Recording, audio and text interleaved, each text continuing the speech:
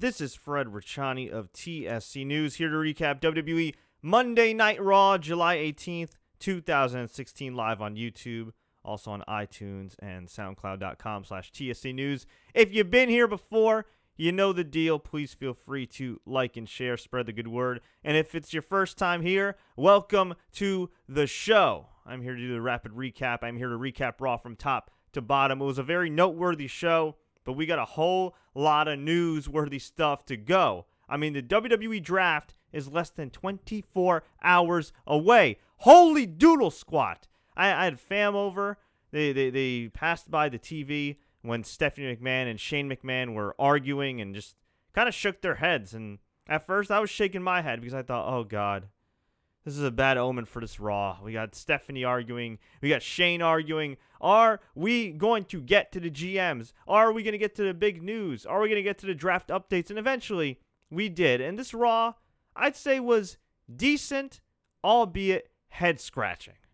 And believe me, WWE is in a true transitional period because they thought that John Cena was going to be the pillar of SmackDown. They thought John Cena was going to be the man that carries the SmackDown brand, but as his schedule outside of the ring grows and grows, his house shows, his appearances on non-televised events are starting to dwindle. So it's going to be interesting to see what they do with SmackDown, but we found out a little bit of what they've got planned. First of all, let's get to the main event because a lot of people are blowing up my phone about that. My boy Ben Osner just texted me saying, what kind of finish was that? Well, Ben, let me tell you. We had Rollins versus Ambrose. Ambrose dominated early on. Rollins fired back. There were some really good exchanges here and some dangerous spots. I'm not the biggest fan of Rollins' buckle bomb, and he hit that buckle bomb on Ambrose, on the barricade, and on the turnbuckles here. And towards the end, buckle bomb. But then Ambrose hit the dirty deeds. But somehow, Seth Rollins survived. Had a lot of nice near falls. Ambrose then got in Foley's face on the outside. Oops, minor spoiler alert. He got in Mick Foley's face, who was named the new Raw General Manager. Daniel Bryan named the new SmackDown General Manager. And he said, look at this.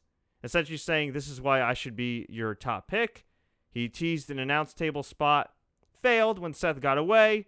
Rollins and Ambrose battled on the apron. Seth teased the pedigree. Ambrose clotheslined Rollins in the ring. He went for his standing elbow drop spot, but Seth kicked him, hit the pedigree, and Dean Ambrose kicked out, which proves that Dean Ambrose can kick out of Seth's pedigree, but not Triple H's. Clearly, Rollins is doing something wrong with that pedigree. Maybe he's got to put a little more stake on it, as Stone Cold Steve Austin once said. So, kick out by Ambrose. Crowd was going nuts. Crowd even chanted, holy bleep, holy bleep. Well, they chanted the other word, but we'll keep it a little PG here. So, Rollins went for another pedigree. It was reversed into a pin, but Rollins kicked out. And at this point, I'm going, all right, we're either going to have a clean finish or there's going to be something screwy that's going to happen. And unfortunately, the latter occurred. You see, we had the loop-de-doo lariat, wherever the hell Ambrose calls that, where he bounces from the ropes and then clotheslines Seth. Then Rollins decided to go for a superplex. He stopped Ambrose from going for whatever top rope maneuver he was going for. Easy for me to say. Tongue-tied tonight. So Rollins got pushed off. He fell onto the ref. That looked like it sucked for the ref. Rollins is a pretty big guy. Then Rollins went back for the superplex. Hit it. It looked like both men's shoulders were down. It looked like Dean was trying to come up with some pinning combination from the bottom. Ref counted 1, counted 2, counted 3. And this got over, I don't want to use the cliche like a fart in church. I want to try to use a better cliche than that. This got over, oh man, I'm trying to think. I can't think of a good analogy. This got over like Chachi at the Republican National Convention. Actually, I think he may have actually gotten over, which is pretty scary. So, all right, that's a bad example. Whatever, all right? This is like bringing, I don't know, John McCain to a rave or something, all right? It just doesn't make any sense. And this was just bizarre. A lot of confusion. Everybody standing around going, what the hell happened? The ref seemed like he was kind of blinded. He just blindly counted 3. So hang on a second. Let me adjust my headphones here. Hang on. So you're knocked out. You're dazed and confused. You don't know where the hell you are, but you have some magical referee spidey sense, maybe secretly Spider-Man, and you were, or like Daredevil. In Daredevil, even though he's blind, he can still sense things. Maybe he could feel the body heat. He sensed, hey, I got to count the 3, even though I can't see a damn thing. What? So Shane got in the ring. Bryan got in the ring. Foley got in the ring. Steph got in the ring. Referee's still in the ring. Ambrose and Rollins are confused in the ring. Stephanie hugs Seth. She takes the title, says, "Your new WWE champion, Seth Rollins." Rollins' music hits. He's celebrating. And Shane, ever the leader, just kind of stands there and goes, "It was an awesome match. What are you doing? What are you doing?" And of course, he's sweating bullets. I have no idea what this guy is taking to get in the shape he's in. And I'm not saying he's taking anything illegal or anything. I'm not sure what type of material he's wearing, but this dude sweats more than Ric Flair. It's kind of creepy. Okay, I love Shane O'Mac, but take it easy, man. Take it easy. You look like you just played a game or two with Michael Jordan. I mean, Jesus, he's just soaked. And he's just standing there, and Ambrose is pissed off, and all I can think is, for the love of God, please do not let this be the end of Dean Ambrose's title reign. It cannot end like this. It just cannot. Okay, he's already kind of a lame duck champion because he's gotten beaten so many times over the year, but to lose this way, what I think is going to happen tomorrow night on SmackDown Live is they're going to create a new title, perhaps for SmackDown, and they're going to put Dean Ambrose in a tournament for it. I could be wrong, or they're going to reverse the decision and also announce the creation, or the recreation, I guess, of the World Heavyweight Championship. Why they can't just call one the Raw Championship and the SmackDown Championship, I really don't know, because it's kind of confusing. So this is the WWE title, but you called it the WWE World Heavyweight title, but now that title is going to be the World Heavyweight title, and this is just the WWE title. See the confusion? I think so. So yeah, it was kind of a whack ending. The match got really good at the end, but I get it. It set something up bigger for SmackDown. It makes SmackDown must-see, well, more must-see than it already is, and they want a big rating. That makes sense. And then, of course, you got Battleground and next week's Raw, which should have some intrigue as well, as it will be the first Raw after the brand extension draft. Now, here's what I don't like about the draft, and I talked about this before in a video blog last night. The draft is as follows in terms of the rules. Each brand, well, I think both brands get 6 NXT picks. So whoever picks, some NXT guy, another person can pick an NXT guy. So if Stephanie wants Samoa Joe, Shane McMahon can pick Finn Balor. So there's 6, from what I understand, it's 6 picks total, not 6 picks for each brand. That's what I understand.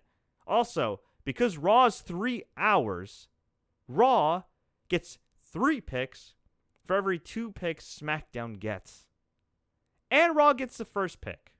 Now, there was some lame duck explanation at the beginning of the show when Shane and Stephanie came out and they were bantering back and forth. They mentioned pretty much that Shane McMahon is the underdog here, and that because Stephanie is daddy's little girl, of course she gets the first pick, but that's okay because he has a great underdog general manager. Stephanie introduced Mick Foley, who had a really gray beard, and it was kind of sad to see Foley. He was better later in the night, but when he came out, he just looked kind of lost. I don't know if he had a bad day, if he was tired, didn't get a lot of sleep, maybe had a bad flight, whatever. But Mick Foley, who's normally a damn great promo guy, forgot his lines. Stephanie had to essentially say to him, whatever the hell she said. It was something audible. But she said it to him, and he repeated his line. He compared Raw versus SmackDown to the Monday Night Wars. Here's a hint. It's not. And, yeah, talked about that. Talked about, caring about the fans and giving them what they want and blah, blah, blah. The most notable thing of this, up to this point, was that Stephanie announced that there will be the return of the Cruiserweight division, but it'll return to WWE on Monday Night Raw. For any longtime fans, you may remember that the cruiserweight division used to be exclusive to SmackDown. I think that's a smart move. Get some hardcore fans to actually stay tuned for Raw, actually stay watching Raw, get some kick-ass athletic matches. We even had JBL shout out Cedric Alexander and Kota Ibushi from the Cruiserweight Classic. 2016 is weird, man. Just weird. So, we had Shane McMahon talk about being an underdog, saying he picked a guy that knows how to overcome the odds. And what do you have it? It was Daniel Bryan. The Providence, Rhode Island crowd went absolutely nuts. I almost had a tear in my eye because I was just like, man, that's such a great ovation. They chanted yes. They chanted Daniel Bryan nonstop. They chanted thank you, Daniel. And I was getting all sentimental. I miss Daniel Bryan, and I know he was getting sentimental too, but he sucked it up. He did all right. He cut a very passionate promo, talked about how he overcame the authority at WrestleMania 30, and when he's GM of SmackDown, he is going to overcome the authority once again and make SmackDown great. I sure hope so, because so far they've made SmackDown look like the blue-headed stepchild yet again. But I'll tell you this. If they have Morrow, and if they have Jerry Lawler, and say if they knock on wood, call up Corey Graves, they're going to already have the better... they already now have the better announced team, and they'll have the better announced team after Tuesday. And on top of that, it's a 2-hour show. On top of that, you have Shane McMahon and Daniel Bryan as authority figures, two extremely likable dudes that WWE fans love. And on top of that, you're going to have a bunch of new talent. And should I mention, it's only 2 hours. So that's going to be one hell of an easy show to watch, in my humble opinion. Especially now because it's live and you don't have to check out spoilers. And I didn't think there was really anything wrong with spoilers. They didn't really affect the ratings at all. But it's going to be more exciting for sure. It's going to be more exciting, and we'll be able to see live before our very eyes in real time whether or not things suck, are great, or are somewhere in the middle. But yeah, Foley's promo, not so great. A rare flub by the great one. And Daniel Bryan, he was awesome. We had Cedric Alexander, jeez. We had Cesaro. By the way, Cedric Alexander was awesome at the CWC. And I heard he actually had a great match, I believe, with Kota Ibushi, which hasn't aired yet. And in fact, I think he may have already been signed. Him and Kota may have already been signed. If they were mentioned tonight on Raw, I like to assume that they are all but officially signed. But we shall see. Both guys definitely belong there, that's for sure. Cesaro and Sami Zayn beat Chris Jericho and Kevin Owens. Zayn pinned Jericho. Darren Young pinned Alberto Del Rio with a backbridge rollup. Darren Young trying to be great again. I never knew Darren Young was great in the first place. I always thought he was decent, but great? Guess that's part of the gimmick, but he's gaining confidence. Bob Backlund's very happy with him, and he will challenge The Miz this Sunday for the WWE Intercontinental Championship. We had the Club and the Wyatt family defeat John Cena, Enzo Amore, Big Cass, and The New Day in a wild 12-man tag match. There was miscommunication with John Cena and Enzo Amore. Enzo went to strike AJ. He hit Cena instead, and AJ hit the Styles Clash for the pin. Before this match, we had a little bit of verbal jabbing. John Cena trying to understand what the hell Enzo is saying with the how you doings and all his insults and everything. He was kind of going a little fast. I thought he could slow down a bit, but he's Enzo Amore, and he's always bringing the energy. And then New Day came out, talked about Pokemon Go, talked about how they were level 21. Well, Xavier Woods is level 21 anyway. And then he talked about how he would greet all the Pokemon. So Arbok, how you doing? Pikachu, how you doing? Raichu, how you... This went on and on and on and on. Wyatt's interrupted. They had the match. This was all right for what it was. I don't know if it was overkill to some fans or it will be overkill, because you got to remember, Cass, Enzo, and Cena are taking on the Club in a 6-man tag. And then Wyatt and New Day are wrestling on Sunday in a 6-man tag. So, a little too tag happy. I did see New Day versus Wyatt's live at MSG. It was okay. Nothing spectacular, but it also was a house show. At the same time at MSG, I saw Cena and AJ Styles have a pay-per-view, dare I say SummerSlam WrestleMania caliber match, which saw Cena get the win at the end. It was a great, great match. And while I love Dean Ambrose and I love Seth Rollins and I like Reigns' work, and I know Reigns is coming back on Sunday. Cena versus AJ, to me, if you take away Enzo and Cass and the New Day, and you just focus on these two guys, that feels like the real main event program of Raw or SmackDown, for that matter, of the entire company. Not so much the title picture. And who knows? Maybe those two will be in the title picture, and maybe one of them will be crowned the new SmackDown champion. I would hate to see Cena and AJ Styles separated. I think they're having a great feud. I think they'd have a great match at SummerSlam. If fans get anything like what I saw at MSG, I mean, we kind of did at Money in the Bank, but I actually thought this match was better than their Money in the Bank match. If we get anything like what I saw at MSG, let me tell you, you fans are in for a real treat. Baron Corbin beat Sin Cara. What wonderful promotion for the Cruiserweight division. Baron Corbin beating Sin Cara. Yeah. We had a hype video for Randy Orton, which was very well done. And he will be appearing at Battleground on Chris Jericho's Highlight Reel talk show. And they confirmed that Orton versus Brock Lesnar at SummerSlam is still happening, despite Brock Lesnar failing a USADA test. So he may get suspended for 2 years in MMA, but he will still be able to wrestle in WWE. Now, some states, like Kentucky, may be a little complicated. I know Kentucky, I believe, still licenses wrestlers, or at least is a little more hands-on with wrestlers beyond the promoter aspect of wrestling. I don't think New York is. New York, in a quote to WrestlingInc.com, essentially confirmed, hey, we really can't stop Lesnar from wrestling. You know, we license promoters, but we really can't stop Lesnar from wrestling no matter what happens with the Nevada Athletic Commission and USADA. So Lesnar dodged a bullet there, but come next year, if he does have a 2-year suspension, good God almighty, there goes his contract leverage. And still, public relations-wise, it does not look good for WWE. It does not look good for UFC. And it sure as hell doesn't look good for 2K, with him being on the cover of WWE 2K17. Who the hell knows?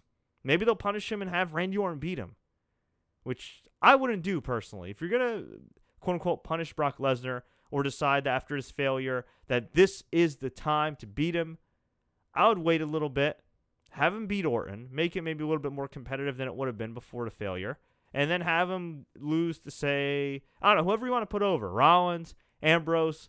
I guess you could do Reigns pinning Lesnar to get his redemption, but that's going to flop. But, again, you could do one of those guys. You could bring in Samoa Joe. You could bring in Kevin Owens. Or you already have Kevin Owens, but you could put Kevin Owens in that feud. Whatever. Just find a guy that you really want to push, preferably that's not Roman Reigns, who hasn't gotten over to that level, and have them eventually beat Brock Lesnar. I mean, his contract's expiring. Might as well do it, right? I mean, he embarrassed the company. He failed the test. What do you expect? I'm sure he's going to have some type of defense, but he failed the test. We had Sasha Banks and Becky Lynch beat Charlotte and Dana Brooke via disqualification. Natalya interfered and attacked Becky Lynch. I don't know if their match is official at Battleground, but I'm assuming it's going to take place. Natty versus Becky. It is bizarre, though, because we had Sasha versus Becky, or Sasha and Becky versus Charlotte and Dana. And at the pay-per-view, we have Charlotte and Dana versus Sasha and a partner of her choosing. But she already technically chose Becky in this match. Why did they even book this match? I know it's predetermined, and they booked it so Natty could interfere, so we saved the real tag team match on Sunday. But in storyline, this made absolutely no sense. And afterwards, Sasha Banks got attacked by Charlotte, Dana Brooke. And what can I say about Dana Brooke? Not ready for prime time. I liked her in NXT. She was protected in NXT. I don't even mind her really in the main roster. The problem is they have not called up enough women. There are a lot of really talented women in NXT, and they haven't called enough of them up.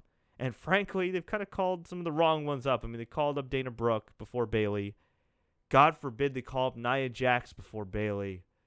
Oh, man. And I like Nia Jax, but she, Bayley needs to be there. Hopefully Bayley will debut on Sunday. She deserves it, and she's got great appeal. I don't expect her to do well on the main roster, just because I don't know if Vince McMahon and Kevin Dunn can get what the Bayley character is supposed to be. And obviously she doesn't look like Dana Brooke or Charlotte, although she's a pretty girl herself, but she's not the typical WWE mold.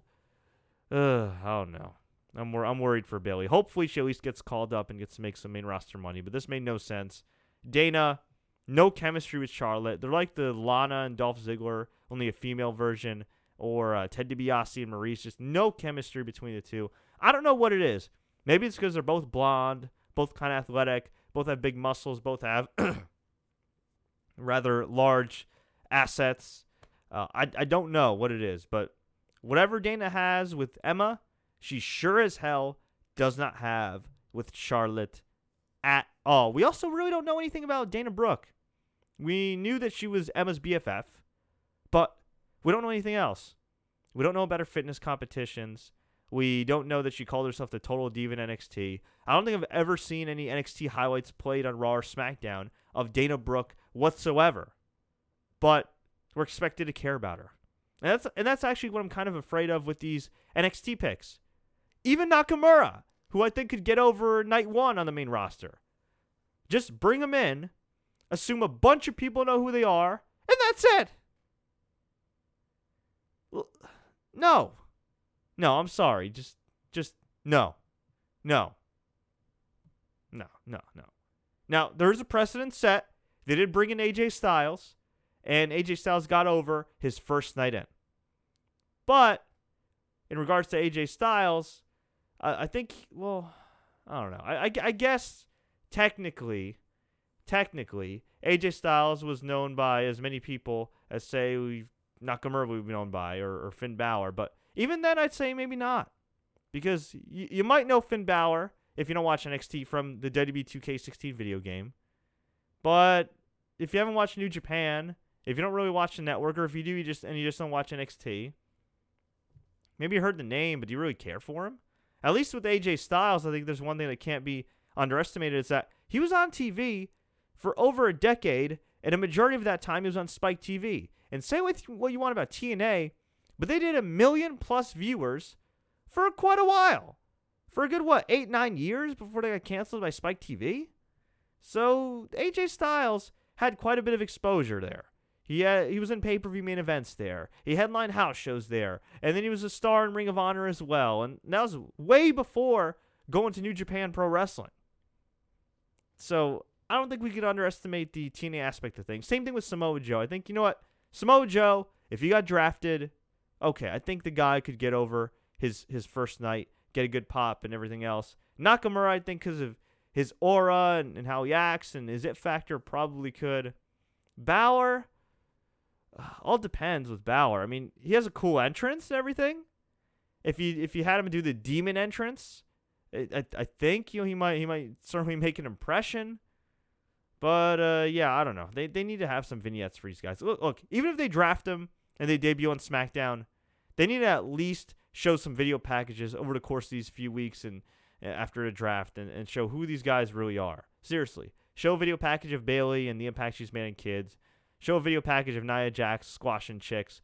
Show a video package of Samoa Joe kicking ass. Same thing with Nakamura. You know, all these dudes. Finn Balor. They had some great vignettes. They did a Finn Balor before he won the NXT title last year. Like, do stuff like that.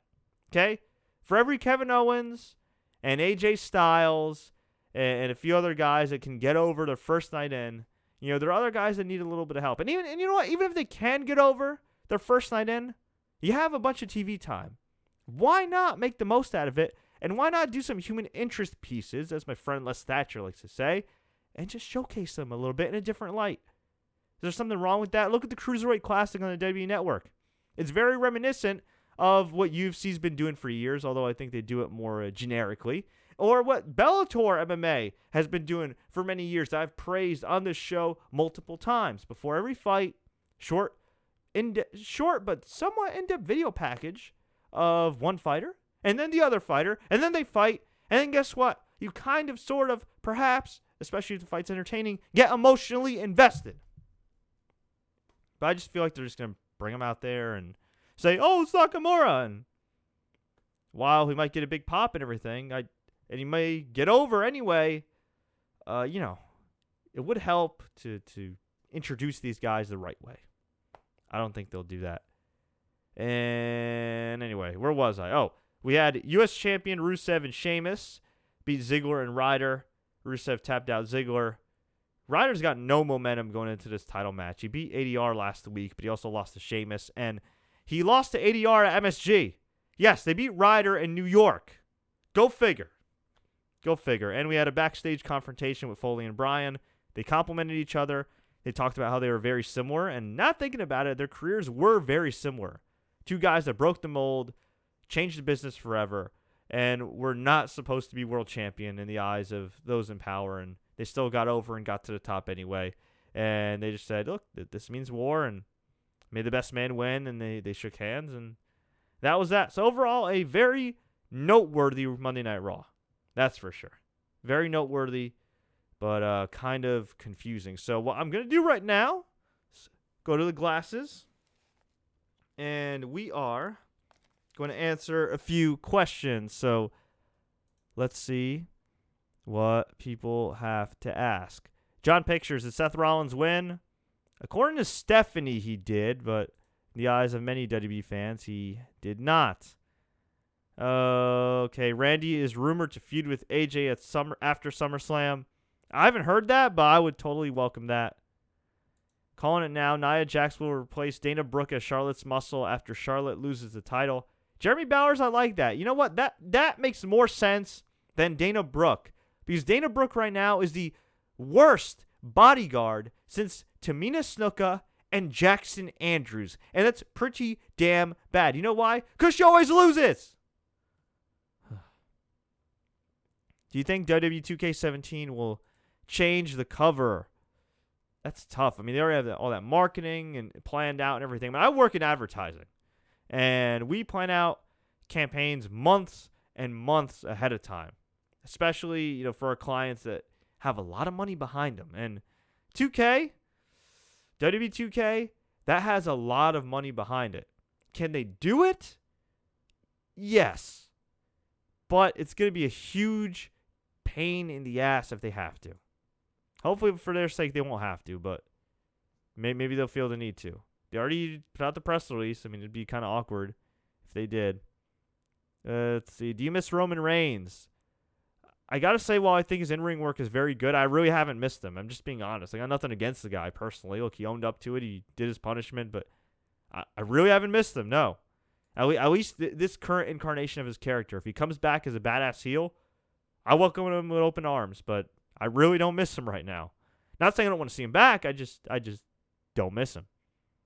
Do you think that 2K is kind of ripping off people by making them pay $99.99 for the collector's edition so you could get Nakamura and a few other NXT stars like Apollo Crews? Well, yes and no. I know you get a few goodies with that collector's edition. Put it this way. If you can't purchase Nakamura and Apollo Crews and some of these other guys individually after launch, then yeah, I think that's not a cool move. But if it's just a bonus for now, hey, whatever. Be my guest. But yeah, I don't know. Not the biggest fan of that. That's for sure. I'm not the biggest fan of first day DLC, and I'm not the biggest fan of pre-ordering games, and I'm not the biggest fan of that. I mean, technically that is first day DLC. I mean, it gives you access to them. I'm assuming you get immediate access to them. Not really feeling it, but I believe there's only limited copies anyway. I think they send the press release 50,000 copies total. So if you're a collector, might as well cop it. I mean, hey, I've spent money on silly things before too. I got stacks and stacks of DVDs that I still own. Little did I know that 10 years later there'd be a thing called WWE Network that would make them obsolete. But hey, they're a nice little collector's thing, I guess, right?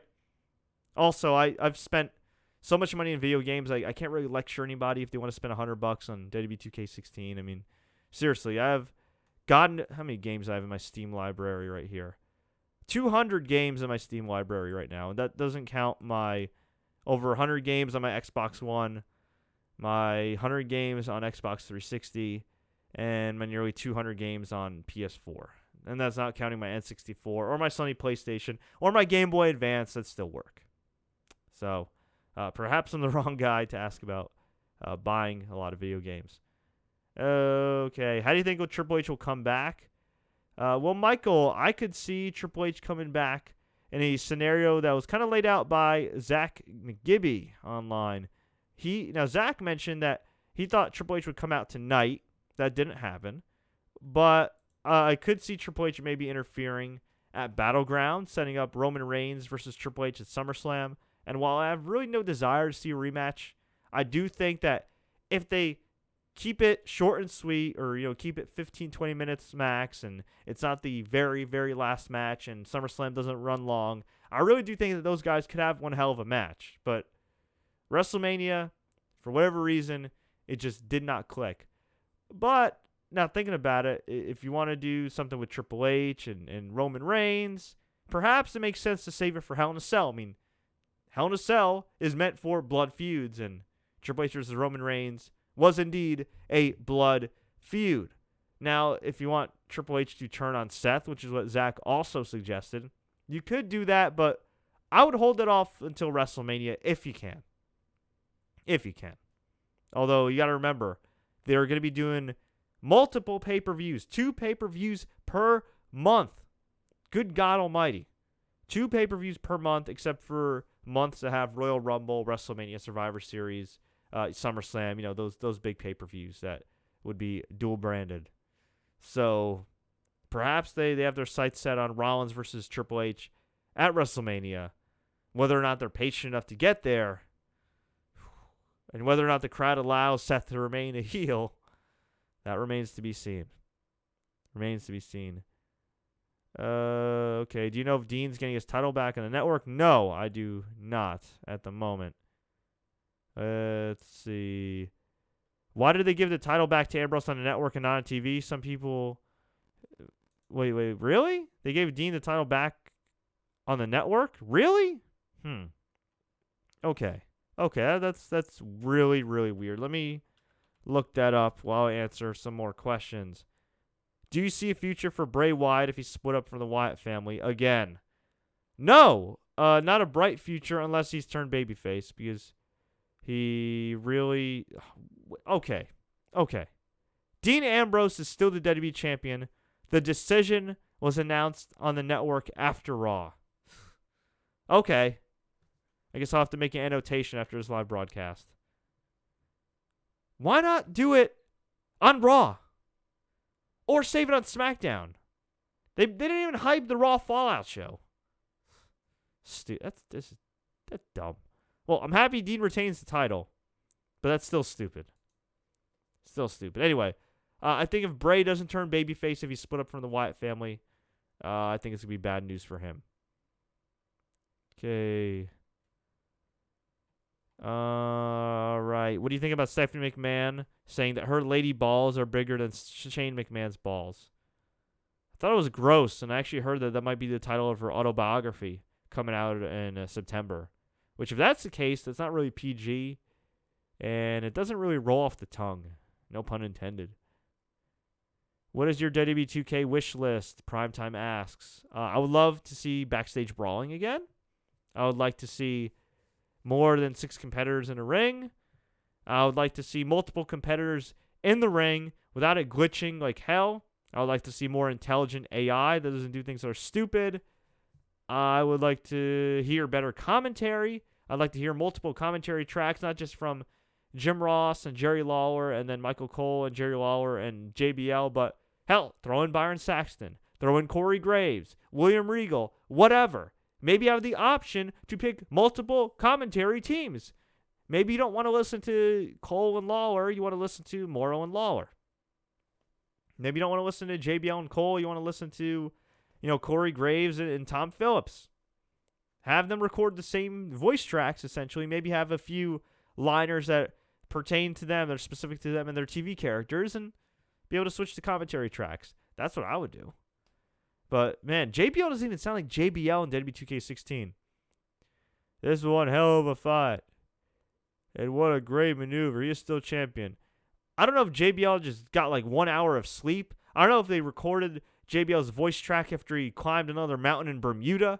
But my God, it sounds like the most depressed, tired, unenthusiastic JBL you have ever heard.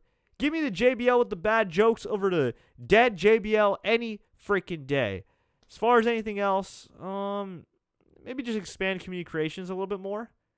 have more of a real face scanning feature, which I know they kind of sort of do already, but kind of refine it, improve it.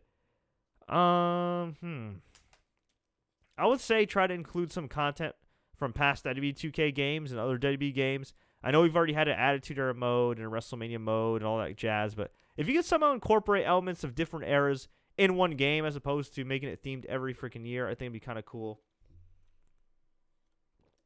And, I would say maybe kind of do something with, like what NBA 2K does. They have these legendary teams you could play against.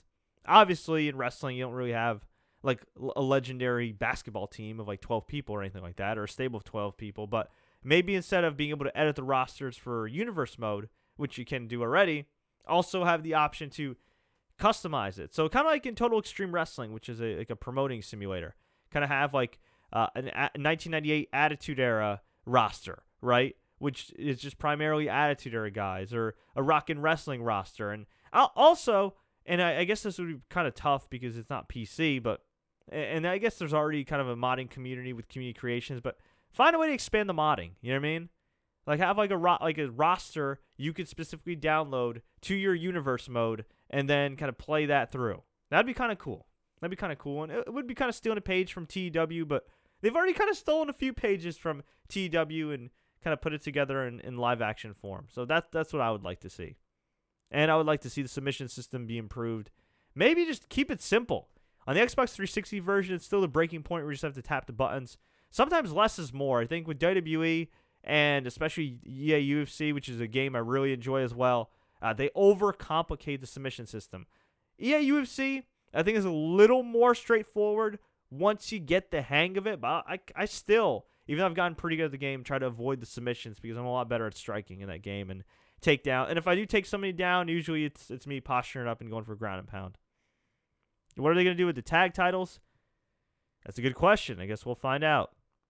Two Trill for Life 1 says Stephanie McMahon is fine as hell. And I will retort by saying Triple H is one lucky man. Who is the best looking diva of all time? That's a silly question. It's subjective. There's been a lot of beautiful women that have come through in WWE, so I'm not going to limit that to just one. There's a lot of beautiful women and a lot of talented women that have come through WWE, and a lot of not so talented women. Who is your favorite wrestler? My favorite wrestler? That's a good question. Of all time or currently? Of all time, I mean, the two dudes I originally got into wrestling because of are Goldberg and Steve Austin. I know it sounds cliche, but it's the truth. I loved Sting as well growing up. Loved Diamond Dallas Page because he was from New Jersey. They're from the Jersey Shore, and I'm from an area that's near the Jersey Shore, and I was all pumped up. And now he's a good friend of mine these days, which is kind of cool. The Rock, I later grew to appreciate, but at the time when I was a kid, I was such a hardcore Steve Austin fan. I was actually, at one point, a bigger Triple H fan than I was a Rock fan because I kind of favored the heels and the badasses. And while I liked The Rock and everything, I don't know. I just favored Steve Austin and Triple H more. I was a big mark for the two-man power trip. Later in my life, I'd probably say as a teenager, once those guys kind of retired besides Triple H. Really liked John Cena in his early days. You know, I've always been a fan of Cena's work, but I really liked his character in the early days. I thought he was super cool as that rapper. Let's see. Eddie Guerrero, I loved. Used to watch him with my dad all the time. Thursday nights on SmackDown. A lot of good memories watching Eddie Guerrero. And, yeah, Daniel Bryan.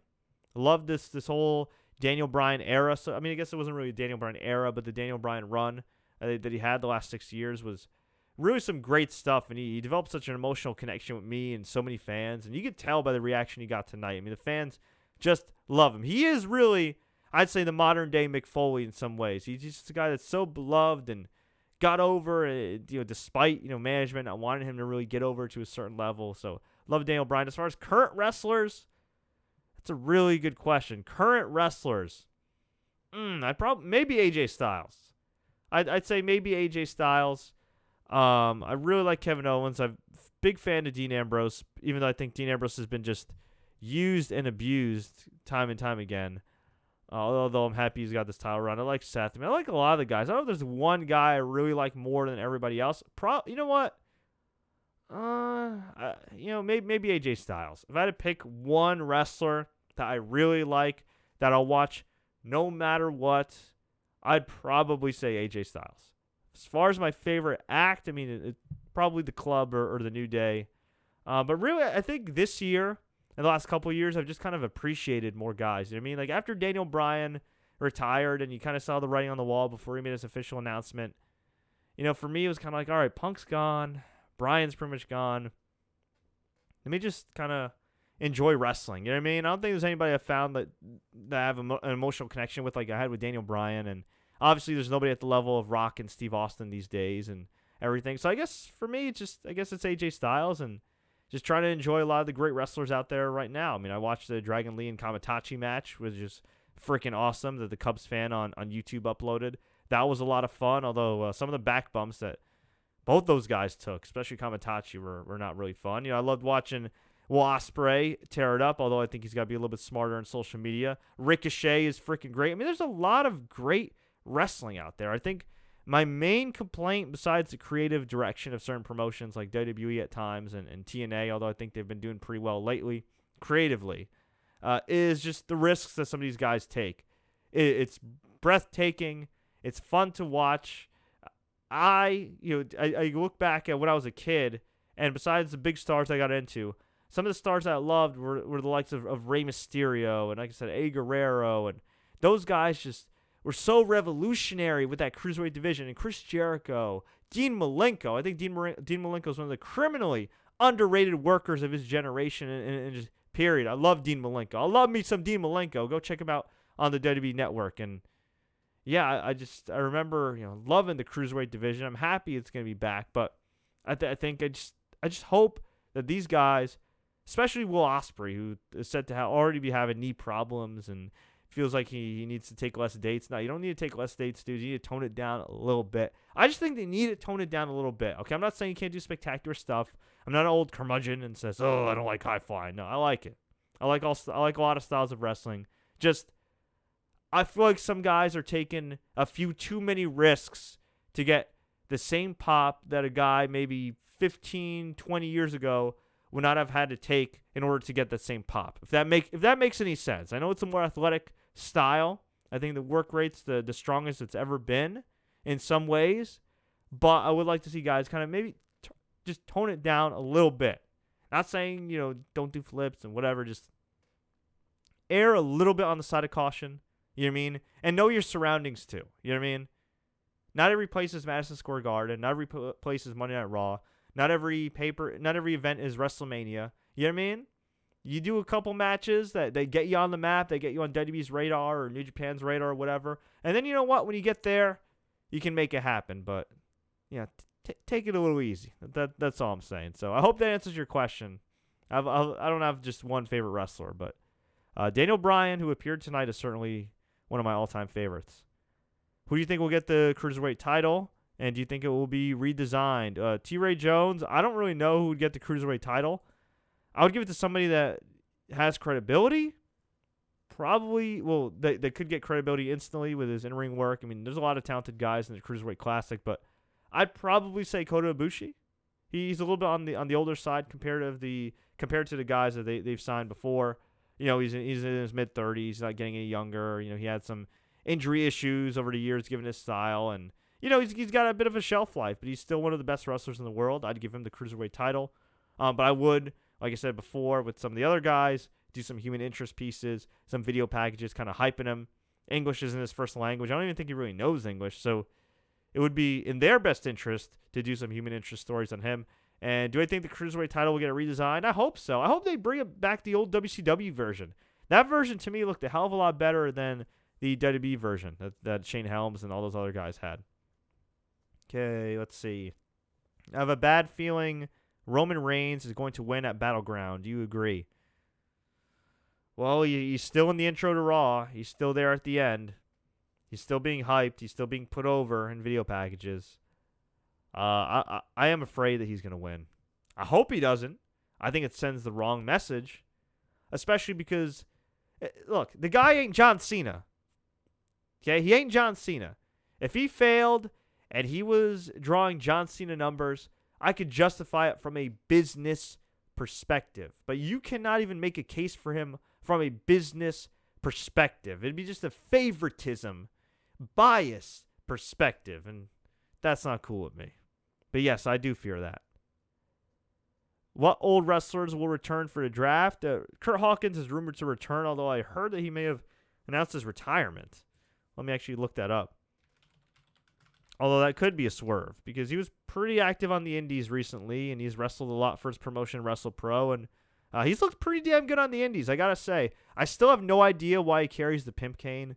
I still have no idea what the hell Kurt Hawkins' character is. I'm assuming he carries the cane and acts smug because that's what WWE fans remember him as. But I would love to actually see some, depth from his character. But in the ring, man, I've seen him in a few matches. I saw a match he had a couple years ago with Kevin Matthews, who's a good friend of his. And yeah, Kurt Hawkins can go in the ring. He's a damn good worker. That's for sure. That's for sure. Okay, did Kurt Hawkins retire? Let me see here. Brian Myers. No, I thought I saw that online. They did. Okay. I don't see anything here. Maybe you mentioned something on Facebook. Who the hell knows? But it's rumored, according to Wrestling Observer, that he was one of the guys looked at. Jimmy Wang Yang, Carlito, Kurt Angle at one point, although it looks like WWE passed on him for now because of the Roman Reigns thing, Adam Rose with his domestic violence issues, and while Kurt Angle's been out of trouble for a couple years, maybe they think he's kind of a walking red flag still.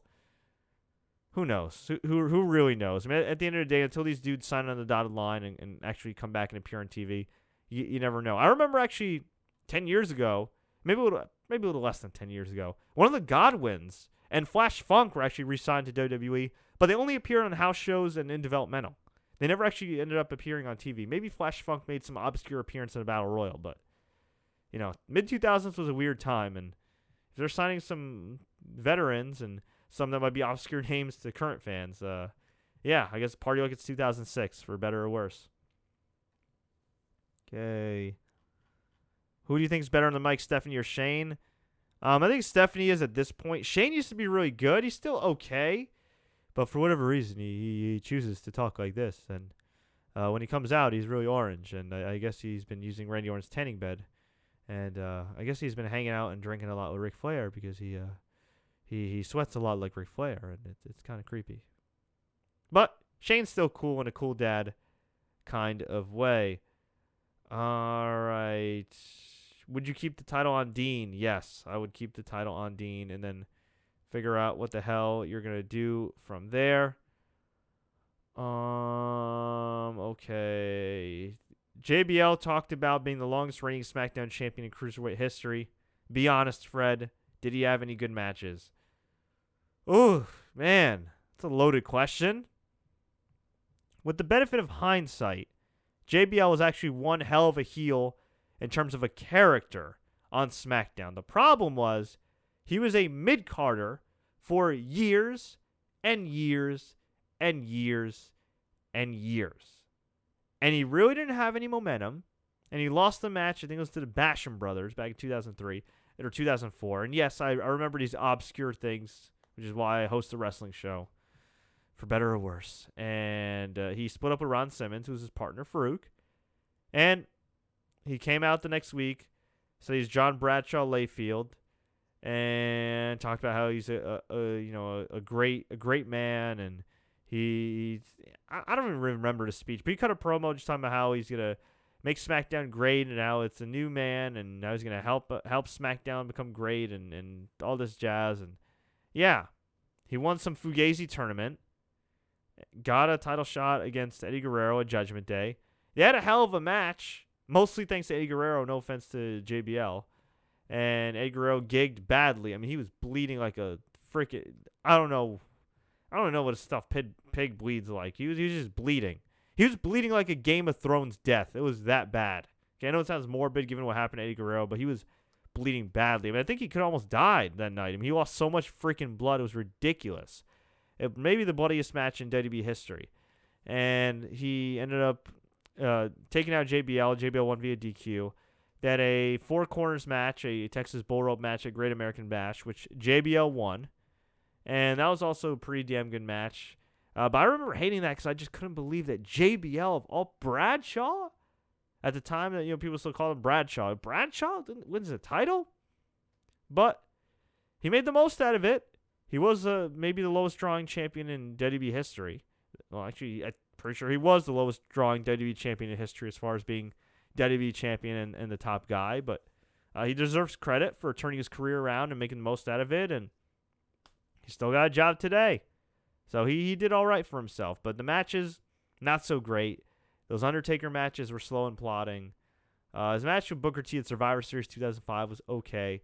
I'd say if I were you, seek out some of the angles. I don't know if they have the mid-2000s SmackDowns up yet, but maybe watch those. Maybe you go on YouTube and watch some of his skits. Those are pretty good. As far as matches goes, I'd say the Eddie Guerrero matches are really good. Personally, I like their steel cage match the best, which was on SmackDown. I think it was on... No, it wasn't on the... No, it was on Thursday Night SmackDown. Friday Night SmackDown also had a steel... The first ever Friday Night SmackDown also had a steel cage match, but it was Eddie Guerrero and Rey Mysterio. So, JBL, Eddie Guerrero, steel cage. That was very good. JBL, after he lost the title to John Cena, he had a last man standing match with John Cena at Judgment Day 2005. That was really good. And... As far as just wacky matches that were kind of interesting. JBL, Booker T, Eddie Guerrero, and Undertaker, Armageddon 2004. Not a great match or anything, but just kind of unique given all the characters involved. JBL versus Big Show and Angle at Royal Rumble 2005. Well, it was pretty good too. So he had some okay matches, but he was kind of not done in the ring, but really slowing down. And even in his comeback, he really, really slowed down. I think if he had found his stride, if he had found that character maybe a couple of years before and kind of avoided some of the injuries that plagued him, I do think he would have been a stronger heel. I don't know if he would have really drawn on top anyway, but I think he would have been a little bit better. You know what I mean? The in-ring work, not so great. Character-wise, he was great. Especially with benefit of hindsight, he was great. But in-ring wise, not so much. But I'd say those are probably the best matches of JBL's title run. And you know what? It all worked out anyway because they got John Cena. And even though they had that down period for a little while, John Cena kind of took him out of the doldrums. And then SmackDown got Batista, and the rest is history. Okay. Do you think Trish Stratus will return? No, I don't. Outside of maybe a one-off. Bruce Taylor says Roman Reigns is the guy. Yes, because there's so much evidence that Roman Reigns is the guy. Terry Allen asked me about WWE 2K17, NXT edition. I already answered that. Okay. Con Hunter said Seth is the man. AJ Adams says he's coming to the New York area August 19th. That's cool. Maybe I'll meet up with him because I'll be attending some of the SummerSlam festivities. I don't think I'm going to go to SummerSlam or the Raw after just because those are going to be sold out, or they're already sold out and kind of crazy, and the tickets are marked up like crazy. But I'll most likely attend the Evolve show. I think ROH is doing something too. I'll attend that. If there's any other indies going on, I'll probably attend that. If there's any other SummerSlam festivities, I'll probably attend those. So I'll probably attend everything but WWE. And look, I already kind of had my WWE fill. I saw a WrestleMania caliber match with John Cena and AJ Styles at WWE MSG a month before SummerSlam, so I really have no complaints. Okay, let's see. Whatever happened to Mickie James? She's wrestling in the indies and currently being the mother to Nick Magnus Aldis' child. They are now happily married, so good for them. Should the women's division be brand exclusive? No, it should not. There's like 8 women, maybe 6 active women right now on the main roster. Just call up a bunch of these girls, man. Call up Nia Jax, Alexa Bliss, but first and foremost, call up Bayley, and you could also call up Asuka as well. The other thing they didn't really specify is, are NXT champions eligible? It's going to be kind of weird if Joe and Nakamura are drafted, but they're also wrestling for the NXT title at SummerSlam weekend. I guess you could do a final stand, and whoever wins just vacates the title, and then you actually have an interesting storyline going into the fall for NXT with a bunch of newcomers, which I presume would probably be Cedric Alexander, if he's not called up right away. Kota Ibushi, if he's not called up right away, because you got the Cruiserweight division. Actually, now that Raw is going to have a Cruiserweight division, that makes things very interesting for NXT. NXT is the third brand. They're doing okay in terms of drawing, but Raw hasn't been, well, in general, WWE, I should say, has been drawing that well in live events. And even in MSG, it wasn't sold out. Like all of section, 102 or whatnot was kind of empty outside of the first couple rows, which you don't usually see at a WWE show. No, they run at MSG quite a bit, but still, they've always run at MSG quite a bit.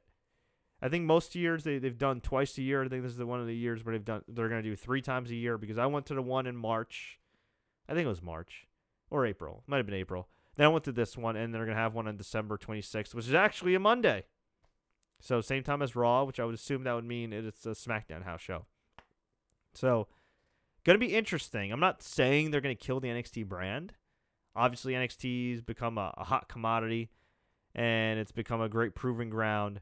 And it's definitely a nice launching pad for a lot of superstars. I don't think NXT is going to end, but it might have some growing pains. There's a lot of talent out there, but that I figured, okay, they'll just poach some more talent from ROH and New Japan and the Indies, and they'll sign a bunch of Cruiserweight Classic guys here, and they'll be fine. But the fact that the Cruiserweight division is now going to be on Raw, that changes everything. That really does. So I don't know what's going to happen with NXT. I mean, I guess you could bring in Roderick Strong. You can keep some people in NXT. Maybe you keep Asuka. Yeah, I mean, it's iffy. It's iffy. Because a lot of the dudes I'm thinking about that you keep in NXT for the time being are cruiserweights, or would be considered cruiserweights by WWE standards. I mean, maybe you bring in guys, from Evolve. Maybe you finally bring in Matt Riddle and get over the fact that a few years ago he failed for Pot. Okay, get over it. It's 2016. He made some mistakes. Okay, he effed up his MMA career. He's been doing great in pro wrestling. I would like to assume that he's matured. Everybody says he's maybe the best prospect in pro wrestling right now, as far as the guy given his experience level or lack thereof. You bring in a Matt Riddle. You bring in a bunch of other dudes. I mean, they can make it happen. At the same time, they need to be poaching Evolve, which is technically WWE's developmental partner. So yeah, I mean, there's a lot of talent out there, but again, a lot of the talent that I expect in NXT would be considered cruiserweights. So gonna be interesting. But Raw is gonna be quote unquote only 3 hours, and you can only get so many guys over in one show. So I guess that would leave NXT and main event and superstars shows to pick up the slack. I'll say this. For all my worries, for all my complaints, at the very least, I think we could all say we are hella intrigued with WWE right now. And this is the most intrigued I think we've all been in quite a long time. Which female wrestler does WWE need to sign the most? I'm the wrong person to ask that. I don't watch enough Stardom. I mean, I've seen like a few clips here and there, and I try to keep up with women's wrestling on the indies and everything. I've heard good things about Stardom, but I don't know enough about it and some of the prospects there to say off the top of my head, as far as women I'm familiar with, in TNA and otherwise, who the hell is even in TNA anymore? I mean, Mia Yim I'd love to see, but I don't think they'd go for her. Gail Kim, but she's not on good terms with WWE. As far as anybody else, I mean, Cherry Bomb and Allison. I mean, really, Cherry Bomb, Allison Kay, in TNA, I'd be fine with them with them taking those girls and putting them in WWE. I think they'd fit in well. That girl in Decay, I don't know if she could really work, but she's quite unique, that's for sure. She's kind of got a unique appeal like Daphne. Actually Santana Guerra I'd like to see. I don't even remember what her name is in TNA. She had some weird name. I can't remember her name. Whatever. Santana Garrett. She was horrible in TNA in the ring. She was horrible when it came to acting. And all of a sudden, she gets out of TNA. She looks better than she's ever looked. Okay, physically and in the ring. And I'm just like, damn, what the hell happened? She's been really good. So I'd like to see Santana Garrett get a shot. I know she's done some NXT matches. Tessa Blanchard, she's got the pedigree. I think she's all right. I wouldn't say I'm blown away by her. She's very beautiful, but I don't know if I'm blown away by her work per se. But if you want to sign Ricochet next year, and he's dating a girl that's got some potential and name value, why not sign her? I'm not saying you have to sign her to appease him, but if you really want Ricochet, do you think he's a great talent? And frankly, I do. Maybe you go after her. Rachel Ellering, daughter of Paul Ellering. She's a Lance Storm student. She's really good for her experience level. And when I say that, I mean she's not great or anything, but she's getting better, and for her experience level, she's pretty good. She's pretty good, and she's already done an NXT match. Actually, Diona, who's done a bunch of freaking matches in NXT and TNA and all over the place. I would sign her. Actually, why didn't I think of her before? Yeah, I would sign her. She's a New York, New Jersey girl. Give her a chance. She's been busting her ass, training under Rip Rogers. So that's those are the people that I would sign as far as women goes. As far as anybody from like Stardom and other promotions, not as familiar with them, so I'd have to do my research. But now, off the top of my head, that's who I'd sign. Will you play Watch Dogs 2? Yes, although I still got to play Watch Dogs 1. And, all right, we'll take a couple more, and then I'm going to get on out of here. All right. Who do you think is most likely to be a first-time world champion in WWE by the end of the year? Ooh. That's a really good question. Well, Roman Reigns won it late 2015. And he was the first-time world champion. Then was Triple H. Then it was Roman again. Then Seth. I mean, we've already had one in Dean Ambrose. If I had to pick another, I'm gonna go with the man whose catchphrase is "Beat up John Cena."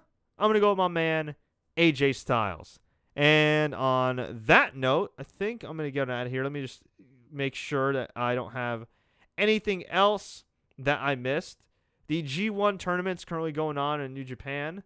If you want to check it out, go to newjapanworld.com. I am not caught up for the most part. I mean, I know some of the results. I don't want to spoil it for anybody, but I'm not caught up. I got to make some time. Just been a busy last couple of weeks with UFC 200 and the UFC sale and work, and got some family over, and just, a lot of stuff going on in my life. But yeah, I'll definitely have to catch up eventually. I think I'm just going to end up binge watching it. That's usually what I do. I tell myself I'm going to keep up weekly with New Japan and some of these other promotions, but it's tough, especially when you cover other sports and cover other stuff. And, I also have a video game channel, and it takes time to review video games. I'm not trying to get sympathy here. I'm happy with what I'm doing. I'm just saying it's just, my time is spread very thin, and between work and advertising as well. Yeah, it's, I've enough trouble just making time to for myself and just kind of chill. So I'll eventually get to it.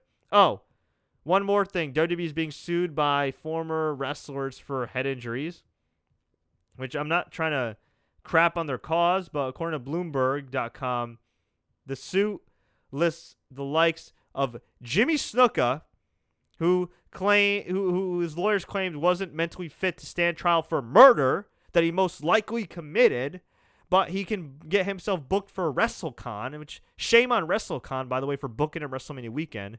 Just a tasteless, gutless act on their part. It's not like he's going to make a damn difference when it comes to your bottom line. And unless you're some sick freak that just wants an autograph from some wife beater. Scumbag. Road Warrior Animal and King Kong Bundy. And there's a few other wrestlers on here. Let's see. This is Kurt. By the way, shout out to Chris Harrington with this list. Mark Jindrak. Axel Rotten's estate.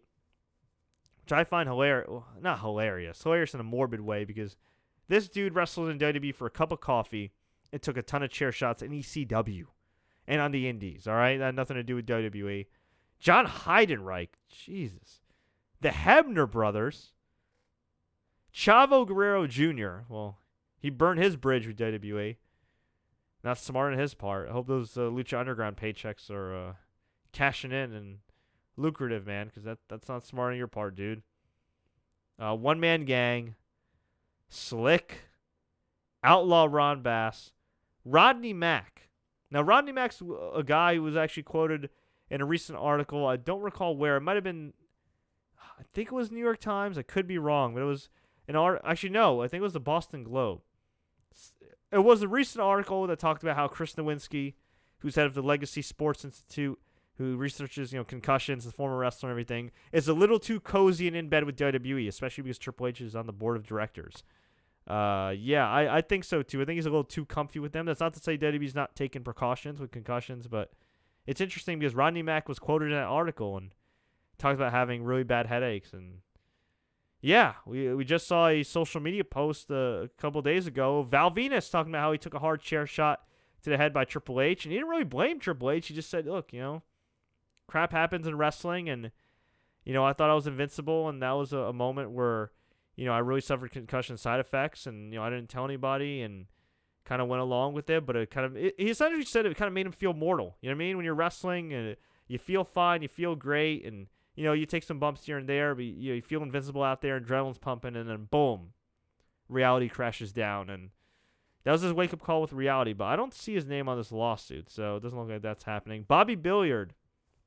That's an interesting one. She was this hot model that was recruited by John Laurinaitis, and she injured her neck in developmental and never made the main roster, and I don't think really wrestled again after that. So she may have some type of valid complaint if her medical bills weren't paid. Looking here, Henry Godwin, Butch Reed, Jazz, who's Rodney Mack's wife, Sylvain Grenier, the last time I checked was doing okay. Shane Douglas, he's always in the mix. Muhammad Hassan. Yeah, Mike Enos. Did Mike Enos even wrestle for WWE? I know he wrestled for WCW. Yeah, I think for every couple of dudes I see on here that have a legitimate claim, or may have some semblance of a legitimate claim, the rest I see just, to me, kind of scream fugazi. That's not to dismiss wrestlers' claims. So listen, the risks. If there's evidence that WWE did hide data, kind of like the NFL, then okay, they should be prosecuted or, punished or whatever. I don't know, fined, whatever you want to say. But it's tough to prove. And again, it's one thing if you had just a bunch of former WWE guys, at least you could say, all right, they were in WWE for a while. Like Muhammad Hassan was in the WWE system for a couple years, maybe 3 years if you count OVW. But Axel Rotten's estate? I mean, I know this lawyer just wants as many wrestlers as possible, but that looks kind of bad when you have guys that you can kind of poke holes through their argument with. Okay. And I guess that's about it. All right, well, I'm going to head out, guys. I'm sure we're going to have more news to talk about on Tuesday night, and I will be going live right after SmackDown Live. Tuesday night, 10 p.m. Eastern Standard Time, right here on TSC News, youtube.com/The Sports Courier. You can also check out our podcast on soundcloud.com/TSC News and now on iTunes. So if you'd love to listen to us in audio form, please hop on iTunes or SoundCloud. Follow us. Feel free to rate our podcast. We'd appreciate it. But if you had a chance to check out this video, if you've sat through this long, we greatly appreciate it. And we would love it if you would click the like button, share this with all your friends, spread the good word. If there's a question that I did not get to answer, if there's a comment you would like me to read, a shout out, whatever, feel free to leave a comment below after this broadcast ends. I will get to you. I could also shout you guys out during the SmackDown recap as well. You can also hit me up on Facebook, facebook.com/The Sports Courier, Twitter @Fred Ricciani, @Sports Courier, Instagram @TSC News. You can also email me, fred@thesportscourier.com, if you have any questions you'd like me to answer live on the air during the mailbag section. But folks, thank you so much. It's been a while since I've done some of these long live Raw recaps. Felt good. And gonna definitely be interesting for SmackDown. So please, again, take care, like and share. And until next time, everybody, as always, enjoy the matches. And don't forget to subscribe for more WWE updates. Woo!